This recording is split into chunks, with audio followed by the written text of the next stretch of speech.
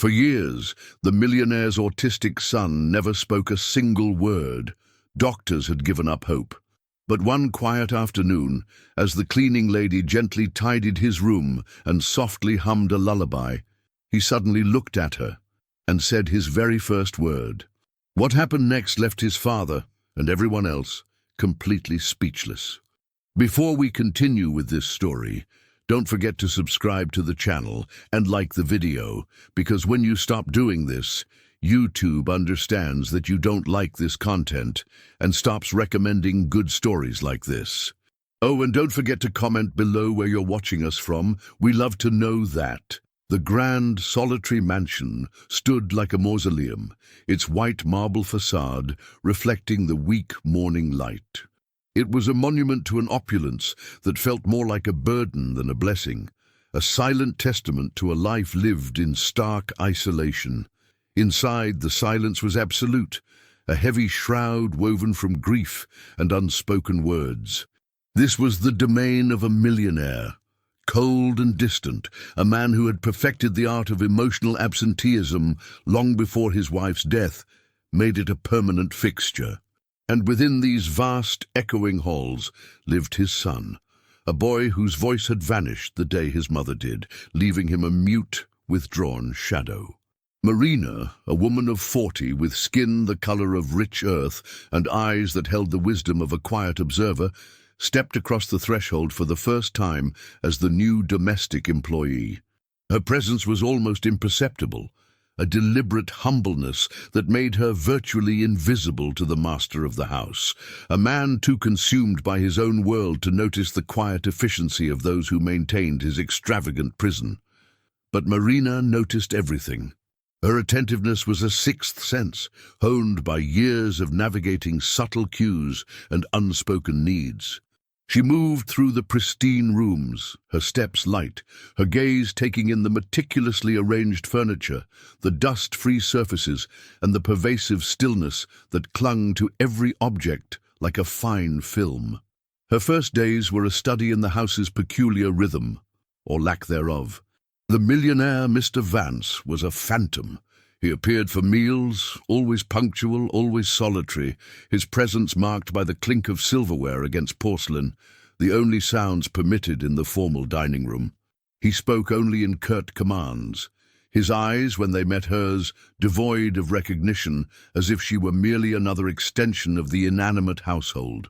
Marina understood her place: to serve, to clean, to be efficient, and above all, to remain unseen. It was a role she embraced with quiet dignity. The boy, Thomas, was a different matter. He was a small, fragile figure, no older than 10, his fair hair contrasting sharply with the deep sorrow etched on his young face. He moved through the house like a ghost, his steps as soundless as his voice. Marina often saw him in the library, hunched over a book or by a window, staring out at the manicured gardens with an emptiness that belied his youth. There were no childish shouts, no playful scuffles, no familiar sounds of a boy simply being a boy. His silence was not just the absence of speech, it was a profound withdrawal, a protective shell he had built around himself. Marina found herself observing him with an almost maternal instinct she hadn't realized she possessed. She noticed the way he flinched at sudden movements, the way his eyes would track his father's distant form, a flicker of something unreadable in their depths before he quickly looked away. She saw the uneaten portions of his meals, the way he would absent-mindedly trace patterns on the condensation of his water glass. He was a puzzle wrapped in quiet despair, and the more she observed, the more the house's silence began to feel like a scream. The air in the mansion was heavy with unspoken words, unaddressed grief, and a loneliness so profound it seemed to seep from the very marble walls. Mr. Vance's isolation was self-imposed, a fortress of cold detachment built around his sorrow. The boys, however, felt like a consequence, a result of a world that had suddenly gone quiet around him. Marina saw the father, perpetually lost in his own thoughts, his gaze often fixed on nothing, his movements deliberate and unhurried. She saw the boy, retreating further into himself with each passing day, his vibrant spirit muted to a whisper. The house was silent, yes, but it was not empty. It was filled to the brim with pain, a silent, pervasive ache that resonated in every polished surface and every shadow. Marina, the quiet observer, the invisible servant, felt it keenly. She saw the silent despair of the boy, the stoic, unyielding grief of the father, and the cold, unfeeling grandeur of the mansion that held them both captive. The silent house, the distant father, and the mute boy, all shrouded in a grief that had no voice. The grand, solitary mansion stood like a mausoleum, its white marble facade reflecting the weak morning light. It was a monument to an opulence that felt more like a burden than a blessing, a silent testament to a life lived in stark isolation. Inside, the silence was absolute, a heavy shroud woven from grief and unspoken words. This was the domain of a millionaire, cold and distant, a man who had perfected the art of emotional absenteeism long before his wife's death made it a permanent fixture. And within these vast, echoing halls lived his son, a boy whose voice had vanished the day his mother did, leaving him a mute, withdrawn shadow. Days blurred into a quiet routine for Marina. Her presence in the mansion remained largely unnoticed by Mr. Vance, a testament to her seamless efficiency. Yet the boy, Thomas, increasingly occupied her thoughts. His silent sorrow was a stark contrast to the vast, empty opulence around him. She moved through the house with a purpose beyond mere cleaning, her observations of him becoming more pointed, more attuned. One afternoon, Marina was tasked with cleaning the library, a vast room with towering bookshelves that seemed to swallow light. The air here was always still, heavy with the scent of old paper and leather. As she systematically dusted the lower shelves, her movements soft and unhurried, she noticed a slight shifting behind a large, ornate armchair tucked away in a shadowed corner. She paused, her eyes narrowing imperceptibly. There, huddled on the floor, was Thomas. He was oblivious to her presence, his small frame hunched over something on the carpet. As she watched, a quiet curiosity blooming within her, she saw the focused intensity in his eyes. He held a single blue pencil, gripped tightly in his small hand, his concentration absolute as he moved it across a piece of paper. The only sound was the faint, rhythmic scratch of the lead. He was drawing, lost in a world only he could access, a world without words. Marina didn't speak. She knew instinctively that any verbal intrusion would shatter the fragile bubble he had created. Instead, she quietly lowered herself to the floor, a respectful distance away, settling herself against a sturdy bookshelf. Her hand, almost without conscious thought, reached for a discarded old pamphlet from the bottom shelf. It was a glossy advertisement for a long-forgotten charity event, its back blank and ready for marks. With a gentle touch, she found a stray pencil, not a blue one like his, but a simple graphite, and began to draw. She didn't aim for anything specific, just lines, curves, abstract shapes. Her movements were slow, deliberate, a mirroring of his quiet absorption. She didn't look at him directly, but she felt his gaze. A subtle shift in the air, a momentary pause in the scratching of his pencil, told her he had noticed her. Thomas, previously encased in his own world, now cast fleeting, inquisitive glances her way. He didn't say anything, of course.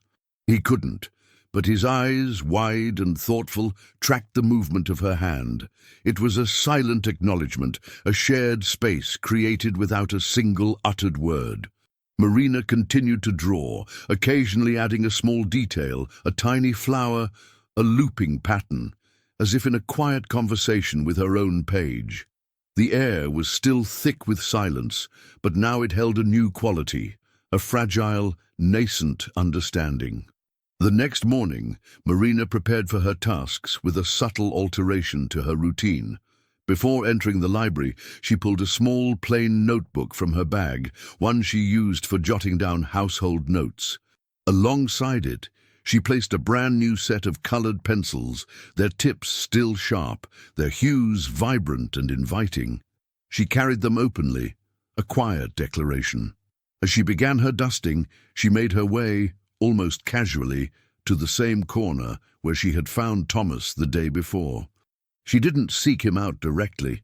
Instead, with an almost imperceptible movement, she accidentally left the small notebook and the box of colored pencils on the low table beside the armchair. They lay there, a silent offering, vibrant against the muted tones of the room. She then moved away, continuing her dusting, giving him space, giving him the choice. She didn't look back immediately, but a quiet hope bloomed within her. Later that day, when she returned to the library for another task, her eyes instinctively flickered to the corner. The notebook and pencils were gone. A faint, almost imperceptible tremor of satisfaction ran through her. It was a wordless affirmation, a small victory in a house consumed by silence. A connection, mute but profound, had begun to form between the quiet boy and the observant woman. A thread woven not with speech, but with the shared language of unspoken gestures. The grand, solitary mansion stood like a mausoleum, its white marble facade reflecting the weak morning light. It was a monument to an opulence that felt more like a burden than a blessing, a silent testament to a life lived in stark isolation. Inside, the silence was absolute, a heavy shroud woven from grief and unspoken words. This was the domain of a millionaire, cold and distant, a man who had perfected the art of emotional absenteeism long before his wife's death, made it a permanent fixture. And within these vast, echoing halls lived his son, a boy whose voice had vanished the day his mother did, leaving him a mute, withdrawn shadow. The grand, solitary mansion stood like a mausoleum, its white marble facade reflecting the weak morning light. It was a monument to an opulence that felt more like a burden than a blessing, a silent testament to a life lived in stark isolation. Inside, the silence was absolute, a heavy shroud woven from grief and unspoken words. This was the domain of a millionaire, cold and distant, a man who had perfected the art of emotional absenteeism long before his wife's death, made it a permanent fixture. And within these vast, echoing halls lived his son, a boy whose voice had vanished the day his mother did, leaving him a mute, withdrawn shadow. Following the quiet success of the drawing materials, Marina began to weave a new, silent tapestry into Thomas's days. Her approach was subtle, almost imperceptible to anyone not attuned to the delicate dance of human connection. She started incorporating small, everyday objects, infusing them with meaning only she and, hopefully, Thomas would understand. One morning, while tidying the expansive library, she deliberately left a freshly picked maple leaf on the corner of the large study table where Thomas often sat. It was vibrant, a splash of deep green against the polished wood. She moved on, her tasks guiding her to other parts of the house, giving him space. Later, she noticed the leaf was gone. A small, almost imperceptible shift in her heart confirmed her hope. He had noticed, he had taken it. The next day, it was a tiny, delicate white flower from the extensive garden, placed beside his untouched breakfast plate. Then, a few days later, a small, smooth riverstone appeared on his bedside table, a contrast to the expensive, pristine objects that usually adorned it. Marina never drew attention to these offerings. She simply placed them, a quiet gesture, a silent question. She was building a language of presence, a dialogue without sound. Thomas, slowly, hesitantly, began to respond. His reactions were as silent as her gestures, yet profoundly significant. One afternoon, Marina was kneeling, polishing the base of a grand sculpture in the main hall. Thomas, who usually kept his distance, walked past, and for the briefest moment, his small hand brushed against her arm.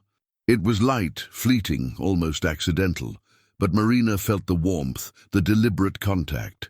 She didn't react overtly, didn't turn to face him. She just continued her work, acknowledging his courage in her own quiet way. On another occasion, she was working in the sunny solarium, wiping down the glass panels. Thomas entered, carrying his drawing notebook. He didn't sit in his usual isolated corner. Instead, he found a spot on the floor just a few feet from her and began to draw. His pencil scratched softly against the paper, a companionable sound in the otherwise quiet room. Marina felt a warmth spread through her. He was not just drawing. He was drawing near her. The most poignant responses came in the form of shared symbols. One morning she found a rough drawing on her cleaning cart, a stick figure holding a bright blue leaf. It was undeniably simple, yet bursting with meaning. On another day, tucked into her dustpan, she discovered a small, crumpled piece of paper. When she smoothed it out, it revealed a crudely drawn white flower, identical to the one she had left for him days earlier. These were his words, his answers, shared in the only way he knew how. She began leaving little cards with single words on them. Not words of command or instruction, but simple evocative terms. Sun, she'd place near his window. Quiet, she'd leave on his pillow. Sky, on his desk. She wouldn't explain them.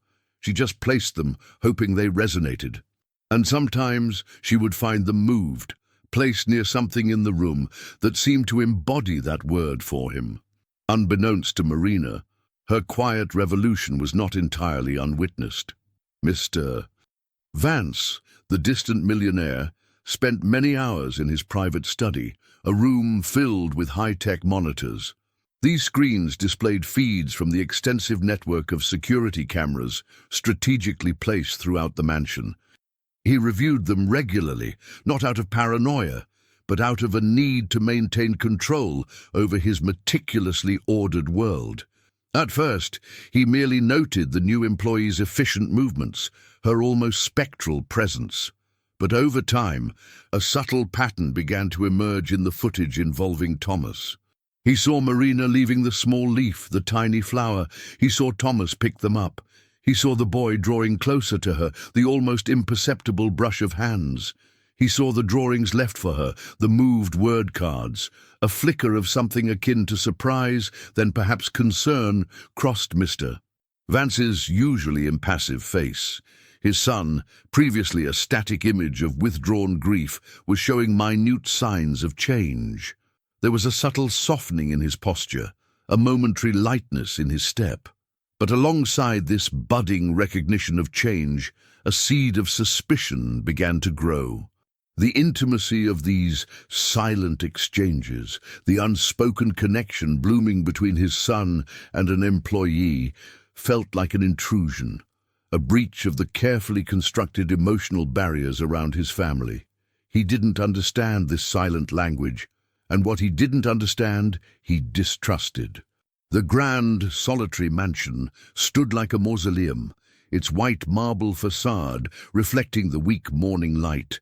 It was a monument to an opulence that felt more like a burden than a blessing, a silent testament to a life lived in stark isolation. Inside, the silence was absolute, a heavy shroud woven from grief and unspoken words.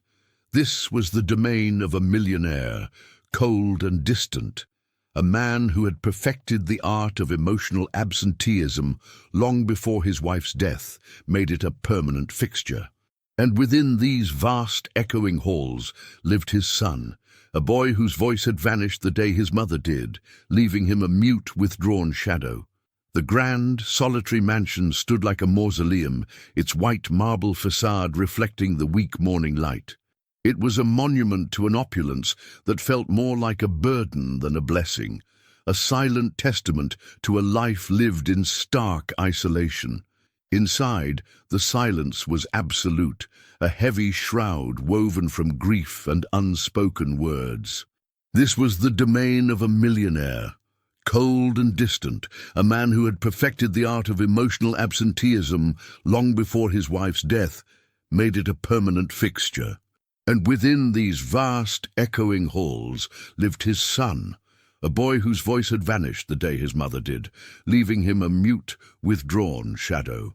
The silent language between Marina and Thomas had blossomed into a fragile, beautiful connection. He sought her out more often, not directly, but by simply being in the same room, his drawing notebook often open. Marina would continue her work, occasionally leaving a new object, a smooth pebble, a pressed wildflower, a card with a single, simple word like hope or cloud. He would collect them, sometimes leaving one of his own crude but meaningful drawings in return. Their world was one of unspoken understanding, a gentle current beneath the mansion's rigid silence. One afternoon, Marina was dusting the lower shelves in the vast library.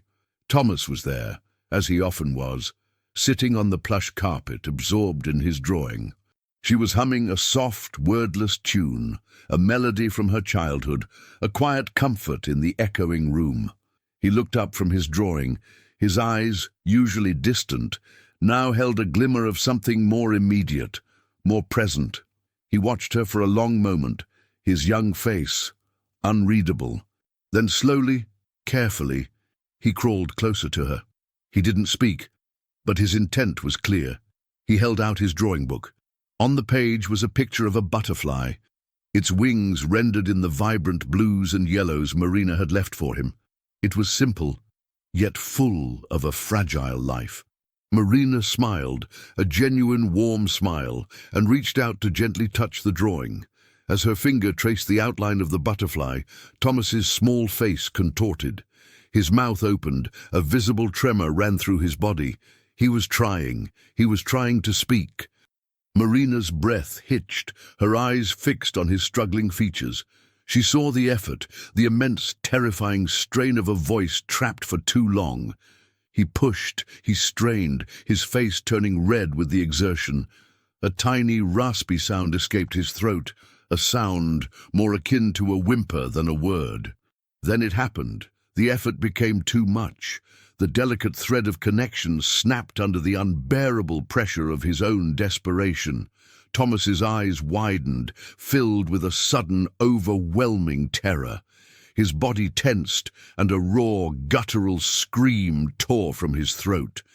It wasn't a word, not a decipherable sound, but a cry of pure, unadulterated anguish and frustration. It echoed through the vast, silent library, shattering the peace, a sound of profound emotional collapse. His small frame began to shake uncontrollably, his hands clutching at his head as if to contain the overwhelming torrent of feeling.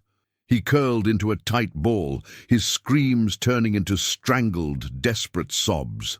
He was having a full emotional collapse, the silent dam of his grief breaking under the force of his own desperate attempt to communicate. The sound, sharp and piercing, ripped through the mansion's carefully maintained silence. It reached Mr. Vance in his study, where he was reviewing financial reports. He froze, his head snapping up. That sound, it was Thomas. A panic he rarely allowed himself to feel surged through him. He rushed out of his study, following the desperate cries. He burst into the library, his eyes immediately falling on the scene. Marina was on the floor close to his son, her hand outstretched. Thomas was a shaking, sobbing heap, his screams tearing at the air. In that instant, Mr. Vance's mind, accustomed to rigid order and control, jumped to the worst possible conclusion. He saw only a strange woman too close to his vulnerable son, who was clearly in distress. He interpreted the intimacy as intrusion, the connection as an attack. "What have you done, Mr.?" Vance's voice thundered, raw with alarm and anger, filling the library with a sound almost as jarring as Thomas's screams. He strode forward, his face a mask of fury. Get out of this house now!" He pointed a trembling finger towards the door, his command absolute. Marina, her own heart aching for the boy, knew better than to argue, not in that moment of crisis. She rose slowly, her gaze lingering on Thomas's shuddering form for a moment, before she turned and walked towards the door. Her shoulders slumped. She paused at the threshold, taking one last look at the screaming boy, and then she was gone. Mr. Vance knelt beside Thomas, awkwardly trying to comfort him, his own hands unsure, his touch stiff. But the boy continued to sob, his screams slowly fading into hoarse, heartbroken whimpers. The house fell silent once more, but it was a heavier, more painful silence than before. Later that evening, after Thomas had finally cried himself to sleep, Mr. Vance retreated to his security room. The anger had subsided, replaced by a cold, unsettling unease. He rewound the footage from the library camera. He watched Marina, quiet and unobtrusive, then Thomas crawling closer, offering the drawing. He saw the desperate attempt to speak, the visible strain, the contorted face. He saw Marina's empathy, her hand reaching out. And then he saw the terrifying, heartbreaking scream, the total collapse. He saw Marina's quiet departure, her dignity, even in forced humiliation. He replayed it again and again. The sheer force of Thomas's desperation, the desperate struggle to make a sound, to break free from his prison of silence, became shockingly clear. His son had been so close, so incredibly close to communicating, closer than he had been since his mother's death. And it was Marina who had brought him to that precipice, with her quiet gestures and her gentle presence. The silent film on the screen laid bare the truth. His son had never been so vulnerable, so open, so near to speaking. And he, the father, in his blindness and fear, had driven away the only person who seemed able to reach him. The silence between father and son, once a comfortable, albeit painful routine, began to be ruptured not by words, but by the sharp, bitter pang of regret and the dawning realization of a profound loss. It was a silence filled with the echoes of a child's pain and the growing weight of a father's dawning understanding, a truth brought to light by the courage and quiet compassion of an employee who had sought nothing but to help. The grand, solitary mansion stood like a mausoleum, its white marble facade reflecting the weak morning light. It was a monument to an opulence that felt more like a burden than a blessing, a silent testament to a life lived in stark isolation.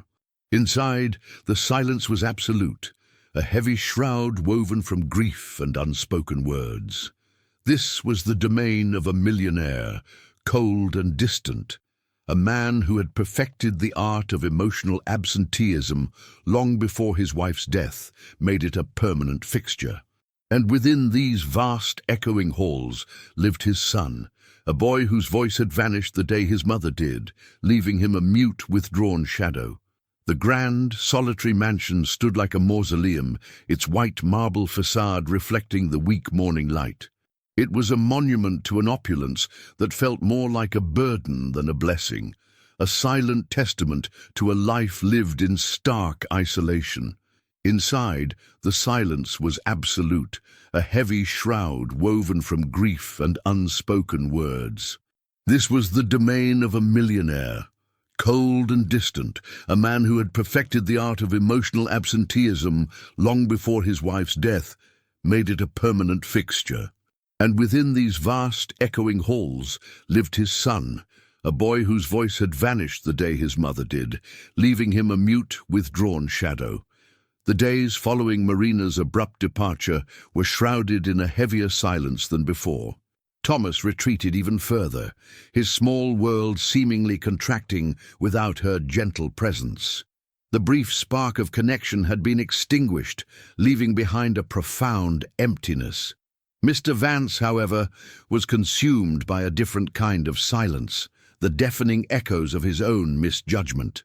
The security footage played over and over in his mind, a relentless loop of his son's desperate attempt to speak and his own swift, misguided anger. Regret gnawed at him, a raw, unfamiliar sensation. He watched Thomas from a distance, saw the way his son's shoulders slumped, the lack of interest in his drawing book, the return to his isolated corners. The boy seemed smaller, more fragile, if that was even possible. Vance realized with a chilling clarity that he had not only hurt Marina, but had also severed the one fragile thread that was beginning to pull his son back from the brink.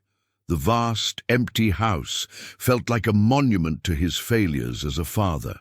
One quiet afternoon, almost a week after Marina had left, Mr. Vance was in the library, attempting to read, though his mind drifted constantly to the lingering silence.